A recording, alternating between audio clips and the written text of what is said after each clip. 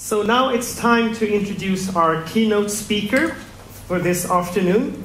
He is the Director General of the Museum für Naturkunde in Berlin, and he's also the chair of the European Citizen Science Association, an organization founded 2 years ago, but with members from over 17 countries already, of which Vetenskapen Allmänhet is a recently new member in this association. So he will give us an overview of citizen science and the developing trends for its use in research and innovation. So please welcome Professor Dr. Johannes Vogel.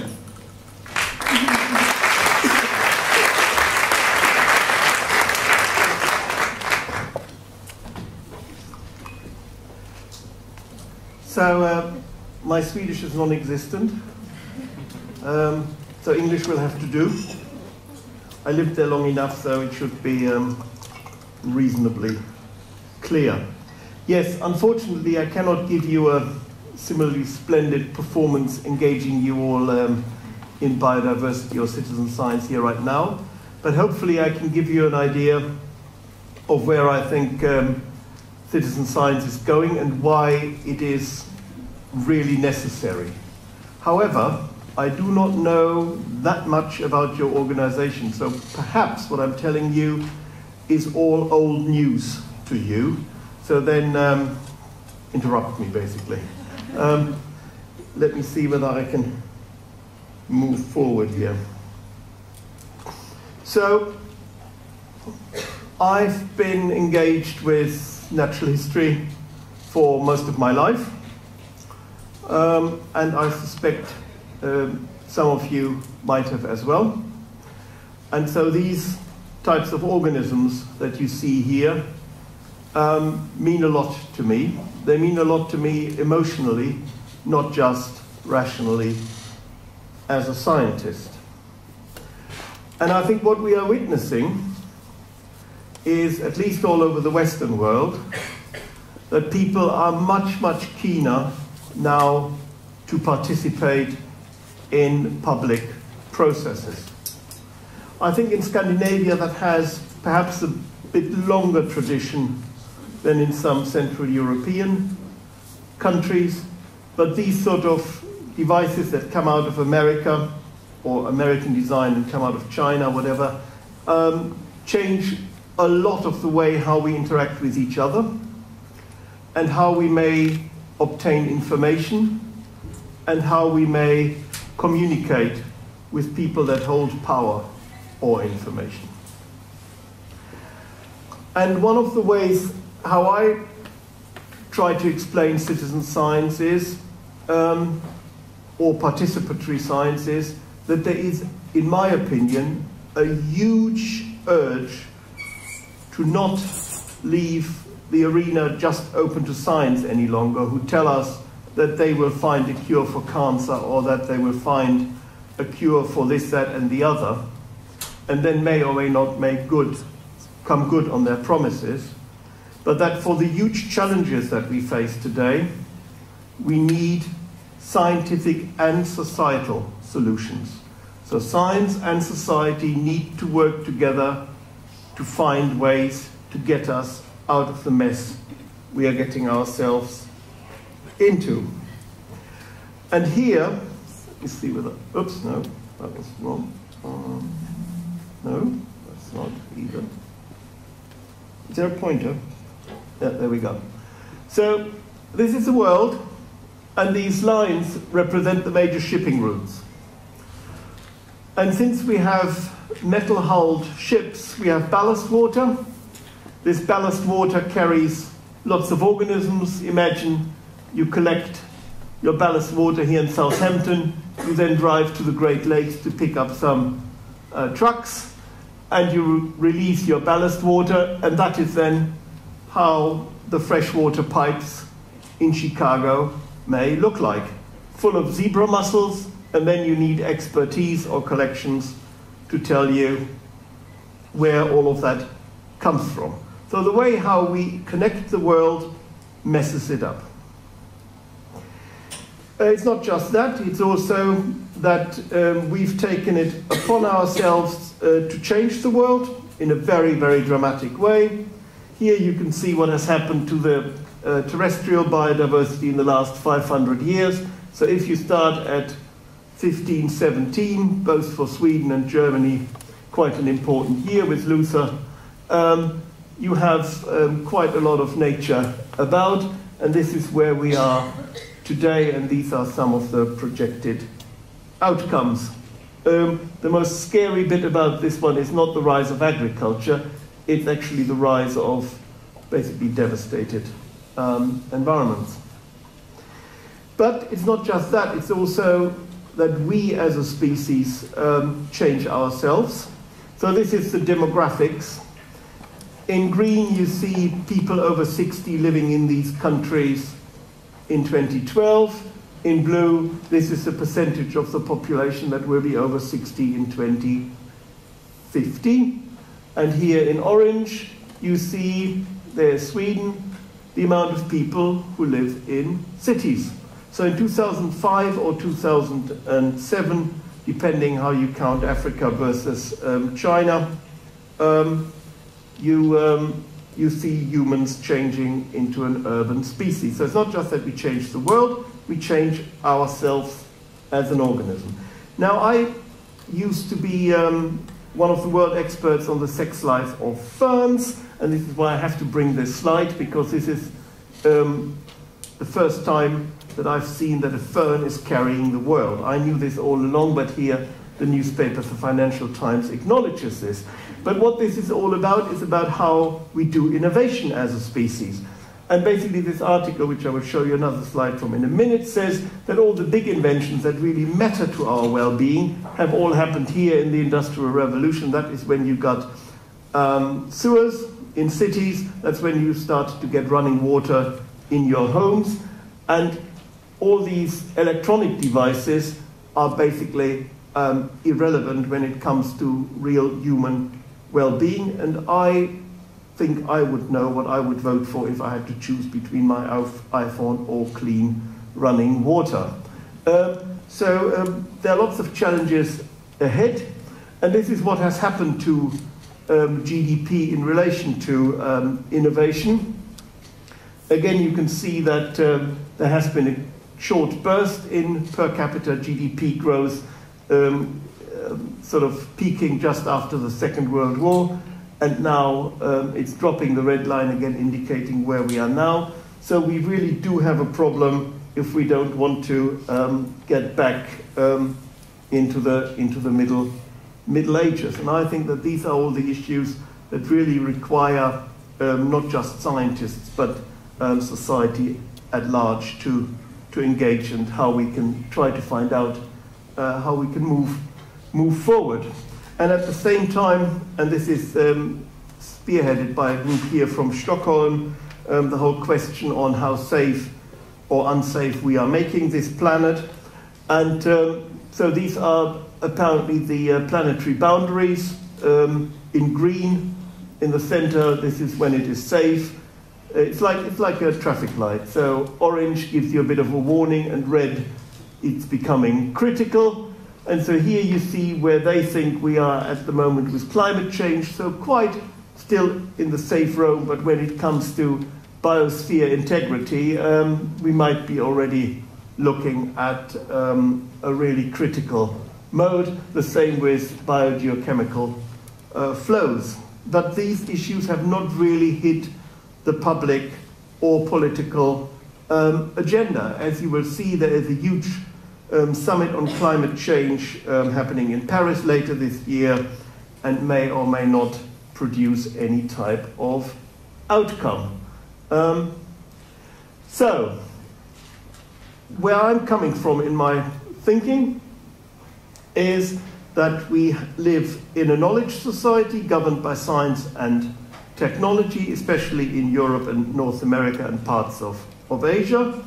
But we need scientific and societal solutions to address the issues. I also think that in order to sustain democracy, we need a more scientifically literate citizenry, because a lot more things that are being taken as decisions in parliaments have scientific reasoning behind it, and people need to understand the process of science in order to exercise judgment, in order to be able to vote. And so Sheila Jasinov, one of the big sociologists of science, coined the phrase that in the 21st century we won't have innovation without participation. The new ways of communication help, and I believe that citizens want to be engaged, and I will talk to that in a minute.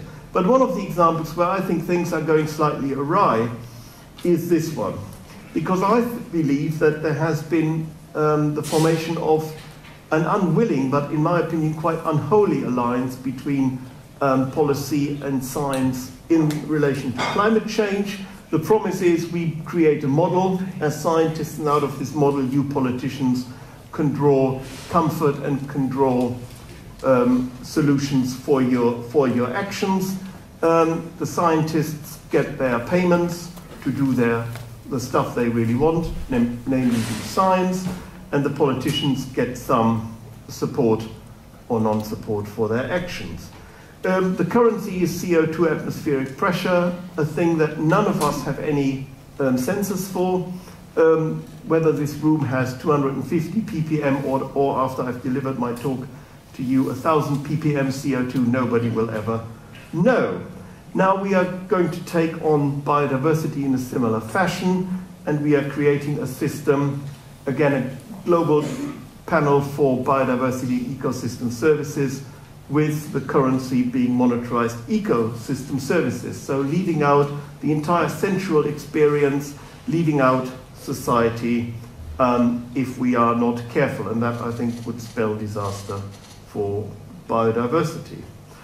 So there is the promise now of having a different type of science, especially the EU. The new Commissioner Moedas is quite keen on pushing this agenda forward: open science, open innovation, open to the world.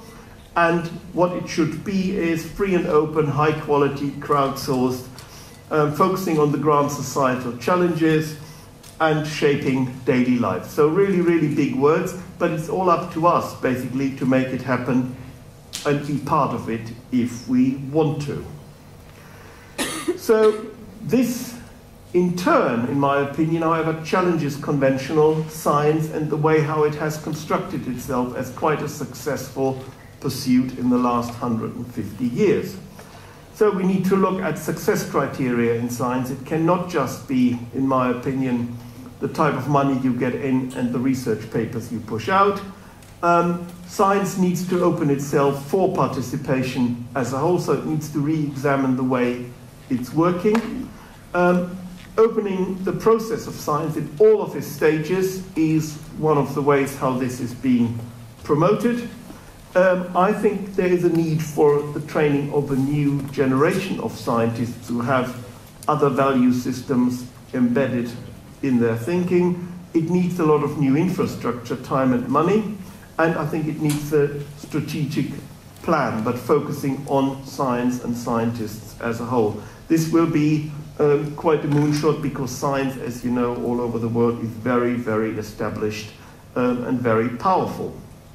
And there are already the first things happening in this way, but what I would like to say to colleagues in other scientific organizations is that this whole drive for wider participation is just part of a wider societal movement, and it will not stop at the gates of universities.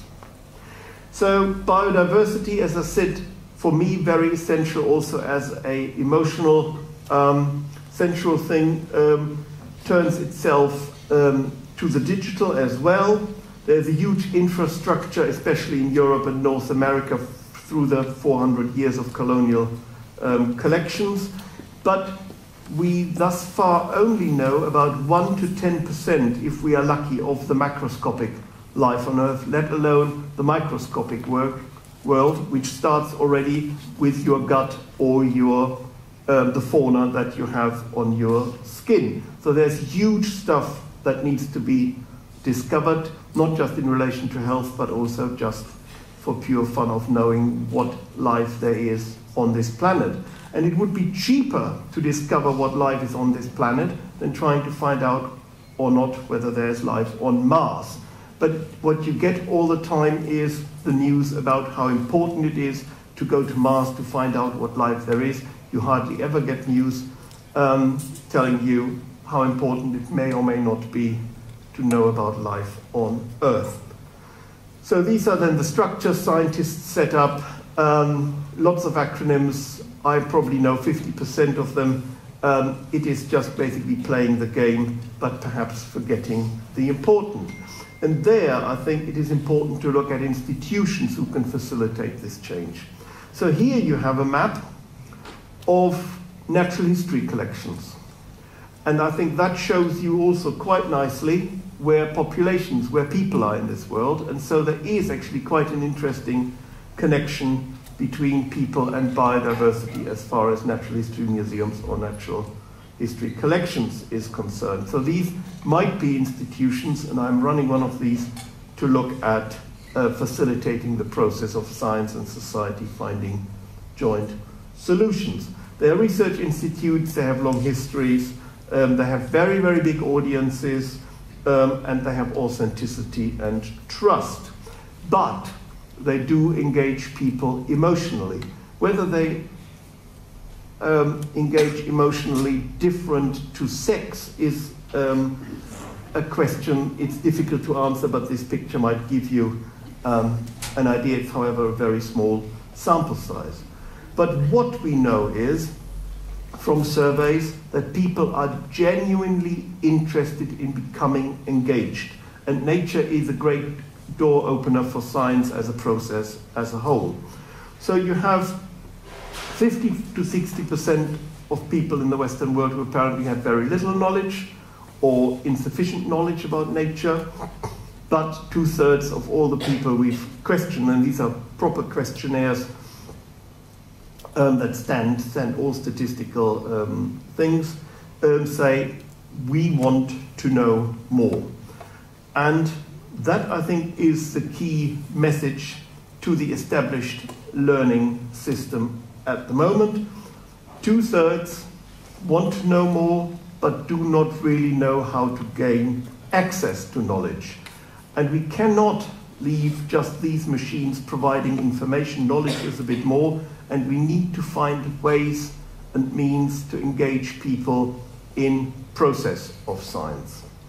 And for that, citizen science is one of the ways to do that, but there is a whole ladder of engagement. It can be very simple engagement of observation. And my examples I draw are from nature because that's the area I know. I'm sure you are working on many, many other different types of this type of knowledge, but for nature I do have some data. So in the UK, the BBC, who is looking at, it's the national broadcaster, looking at national programming, has discovered nature for quite some time, and they've done in-depth studies with the British population, very mixed these days, with different races and so on and so forth, different nationalities.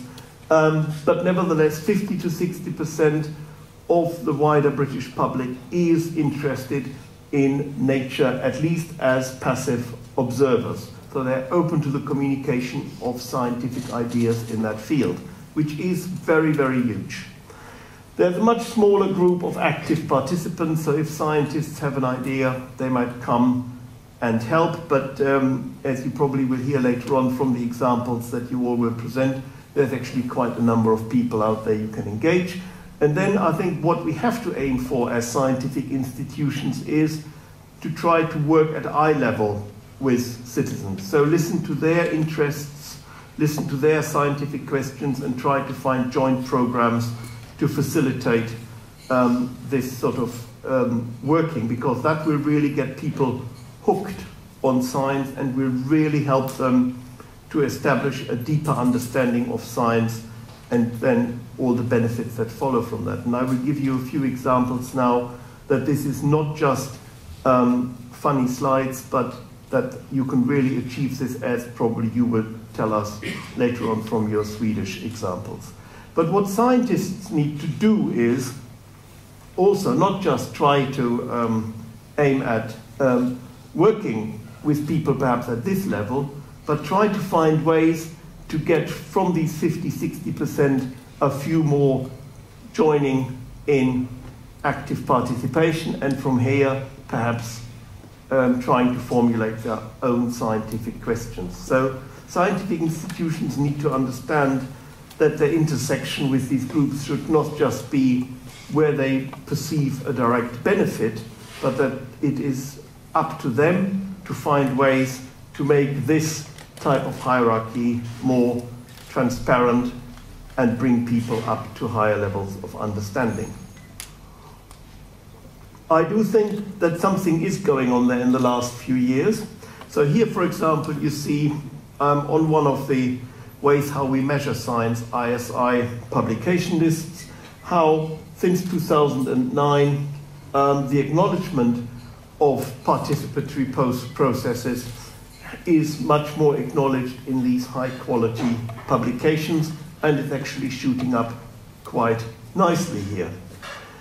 What is also interesting is, at least for the US, that the whole monopoly structure of science funding coming more or less from the state is broken up now. With citizen science, you have a much richer funding structure for science. Of course, then questions can come whether special interests groups like creationists or whatever may or may not want to take a stake here and try to push science into certain directions that we may or may not wish to hear about. But in general, the monopoly of science funding is breaking away, and that, I think, will enhance competition and therefore potentially might deliver some benefits and openness to science.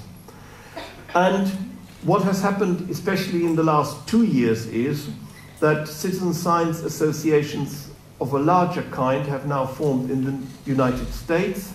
Citizen Science Association, European Citizen Science Association, which you are all welcome to join if you feel particularly European today. So I've let a few of these lying around and put it here very prominently, so don't forget to join in. So a number of policy papers are now being published. They're being certainly looked at EU level, but also at national level. And I think it's pretty good that this level of organization is happening now. And I think what you are going to do here today and have done is also formulating something to move things together in Sweden. So I can really welcome this. This is how citizen science is currently organized. So ECSA is a quite young organization, not many members currently, but as you can see from many countries, and here you can see some of the organizations that are part. So natural science plays quite a big role in all of this, but social science are getting involved, and so on and so forth. So if you have any creative ideas, please become part of this larger sharing of expertise and ideas. Here are some of the examples from the natural sciences, and some of them are actually quite quirky but fun. So, for example, in Austria, you can measure the density of mammals by looking at roadkill, probably something that you can do in Sweden as well. But then you can be a bit more serious and do water quality monitoring. Especially in cities, a lot of stuff is going on now with heat, dust, and so on and so forth. So there are plenty of interesting things to become engaged, but also to learn what may or may not turn people on to participate and at what level. One of the most successful projects that I've been involved in shows really, in my opinion, the power of trying to work at eye level. So in the UK, where I've used to work for nearly 25 years, there are lots of shallow streams which have a lot of trout. And trout fishing is quite a big pursuit. So in the UK, 80,000 people do that on a very regular basis.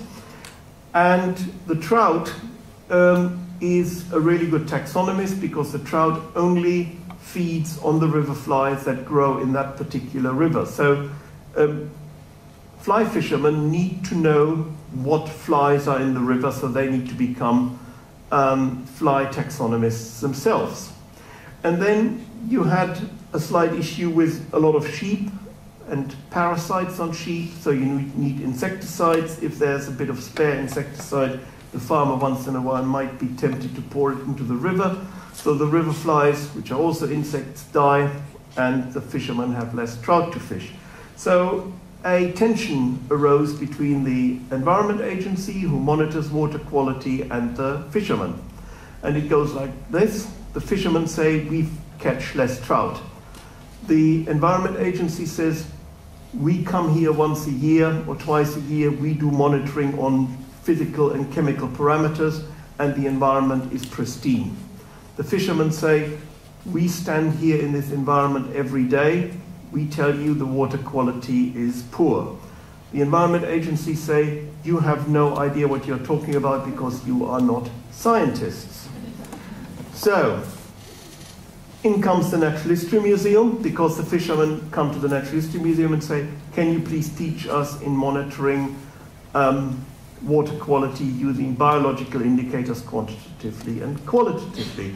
So we teach 200 people how to teach their 200 fly fisher clubs, and it resulted in a big change in governmental policy towards chalk stream monitoring across the UK, because they saw what power these networks have and what accurate high quality data they could deliver.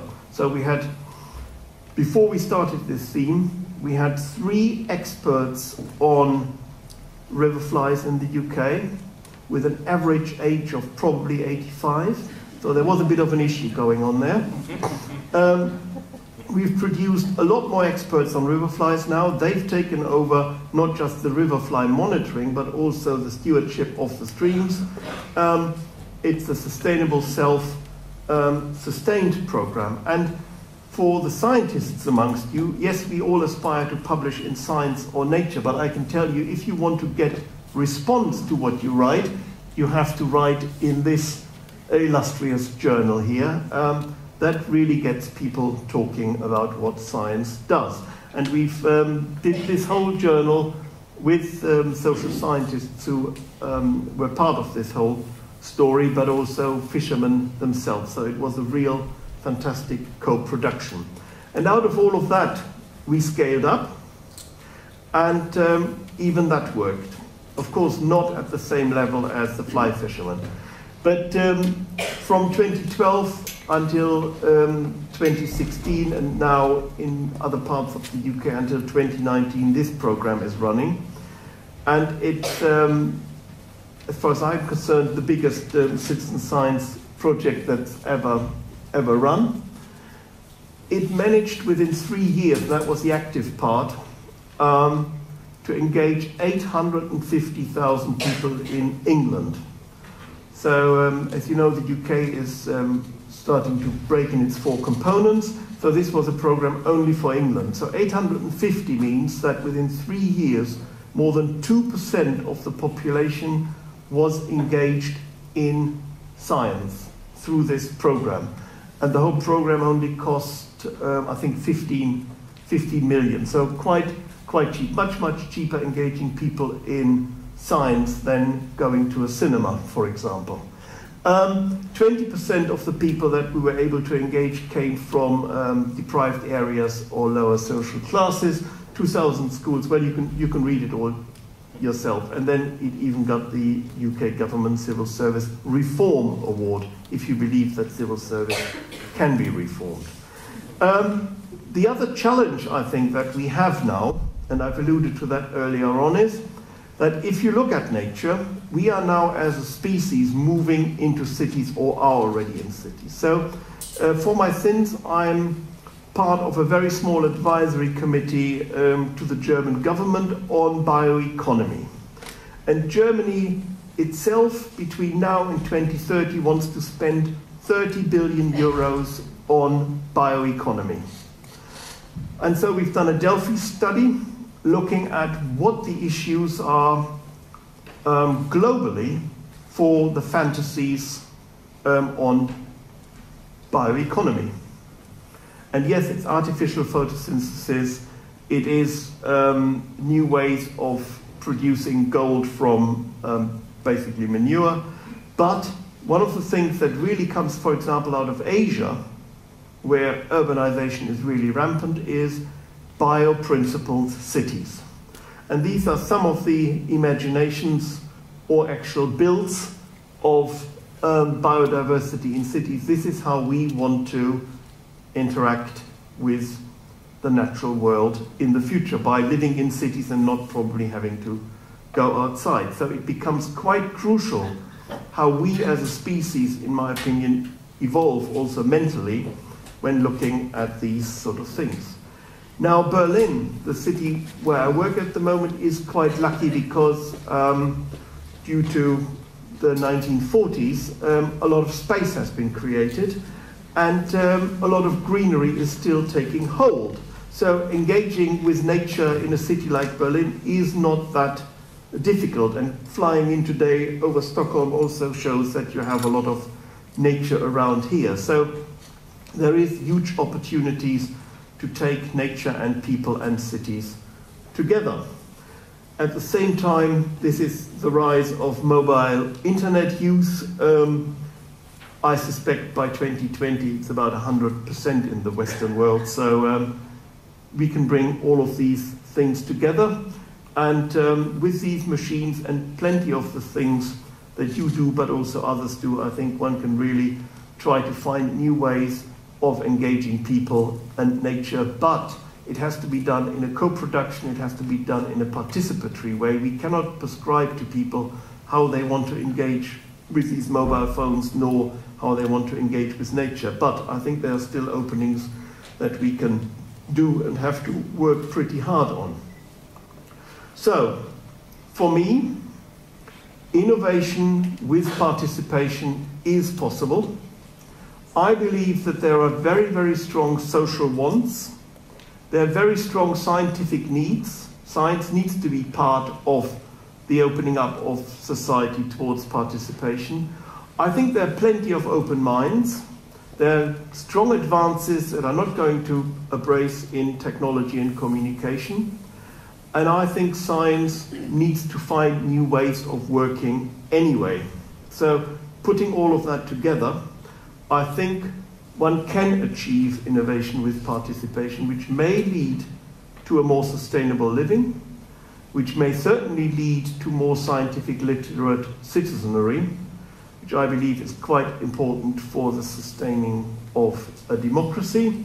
We need dynamic, adaptive societies. We need open innovation, open science, and I think what you all trying to do, what I think this whole citizen science movement tries to do, is actually going really to help bring this about. So thank you very much for your attention, and here are some ways to participate.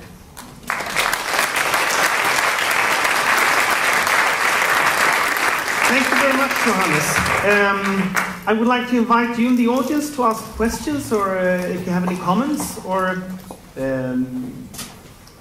things to say to Johannes, you are much welcome to do so now. In that case, I would like you to use this microphone, which you're just talking to the black circle. I'll throw it to you for safekeeping, right? So, any questions? Not at the moment. Okay, so while you think about questions for Johannes, maybe I could just start to ask you, which do you think are the greatest challenges connected to citizen science? I think the biggest challenge is to open institutionalized science to see the benefits and the needs for this. I think that is the biggest challenge, because you see, especially in Germany, I don't know how it works with you, but in Germany you have universities now where in part 3 or 5% of staff have permanent positions. The rest is run constantly on external funding. So it is like a hamster in a wheel that needs to be turning all the time, gives very little time for thinking. It's all about reacting to external needs and drivers, at least in the natural sciences. I think in the humanities people still have a bit more time to think. But getting people out of that rot, I think, will be quite an important challenge, in my opinion. Okay. We have a question over here. When we talk about public and science, we in Sweden often also talk about journalists. Yeah. I couldn't hear you mentioning that swear word once.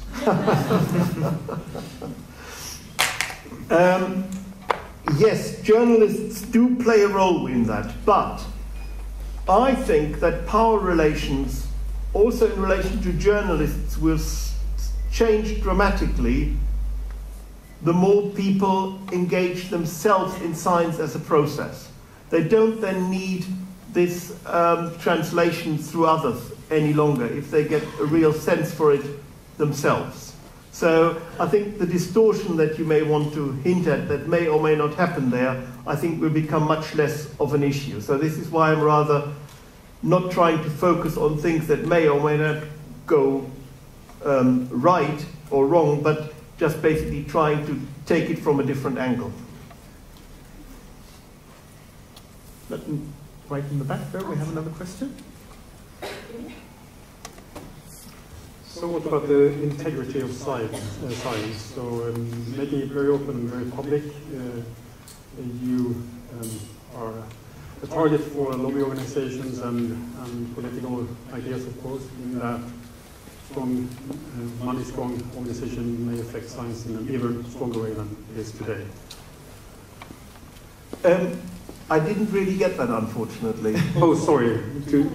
Okay, I'm talking a little bit closer. So what about the integrity of science? If you open up science a lot, you're going to be a target for lobby organizations and other money-strong organizations.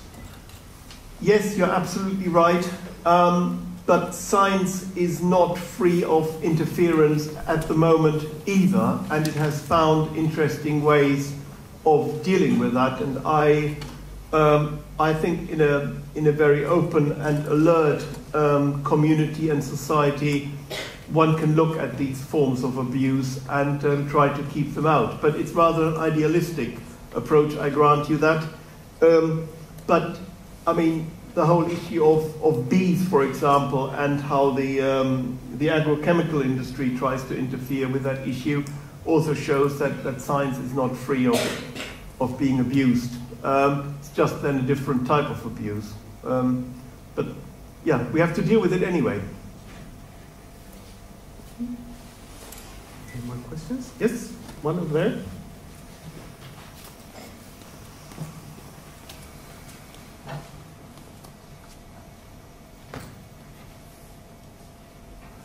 How do you deal with a kind of dialogue situation where there's a controversial issue? The scientists are different groups that are fighting each other. How could you have one of a more deliberate kind of citizen dialogue in that context?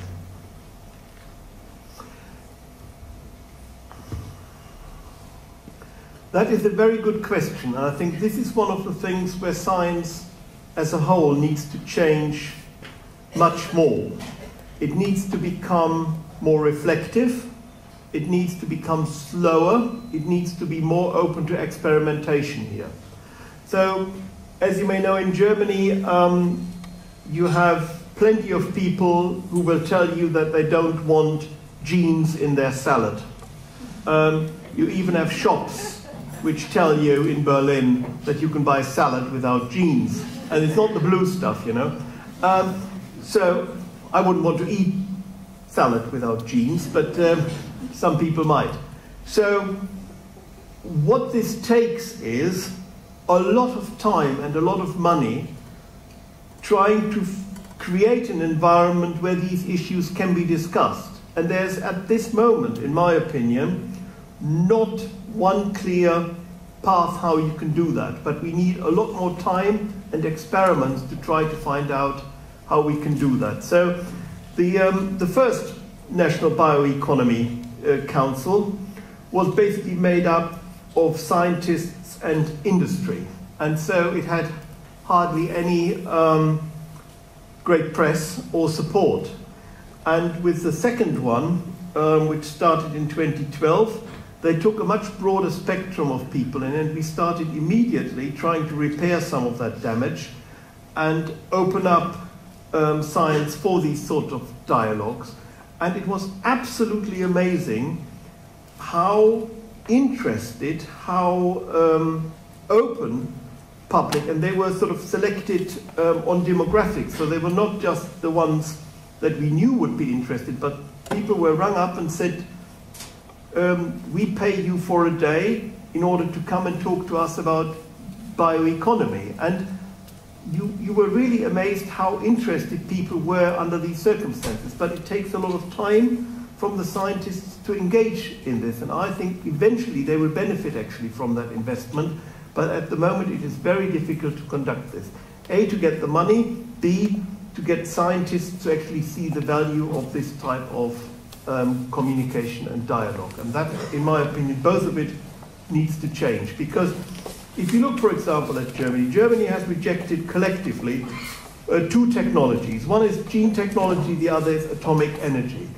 And the investment that has happened over the years in these technologies could easily fund science dialogues until the never, never days, if you take all these billions together. So in a way, it might actually be much smarter to invest up front rather than try to repair the public and scientific or technological damage afterwards. Thank you very much, Johannes. Thank you for your participation, and we will give you a good question. Thank you. As you are in the country of Nobel, we will give you some Nobel memorabilia.